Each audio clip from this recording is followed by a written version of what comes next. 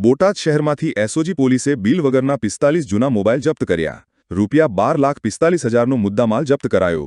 બોટાદ જિલ્લા પોલીસ વડા ધર્મેન્દ્ર શર્માના માર્ગદર્શન હેઠળ એસઓજીના PI TB Hirani, PSI AM Raval તેમજ એસઓજી પોલીસ સ્ટાફના જયેશભાઈ ધાંધલ, ગોવિંદભાઈ ગળચર, રાજેશભાઈ વિરાણી, જીવરાજભાઈ ભોજક, યુવરાજસિંહ પરમાર, જામસંગભાઈ ડોડિયા, યોગેન્દ્રસિંહ સરવૈયા, આશાબેન જમોડ, ગાયત્રીબેન જોશી સહિતના પોલીસ સ્ટાફે બોટાદ શહેરના ટાવર રોડ વિસ્તારમાં આવેલી મોબાઈલ દુકાનો પર સરપ્રાઇઝ ચેકિંગ હાથ ધર્યું હતું. આ કાર્યવાહી દરમિયાન બડિયા મોબાઈલ નામની દુકાનમાંથી બિલ વગરના 45 જૂના મોબાઈલ ફોન મળી આવ્યા હતા.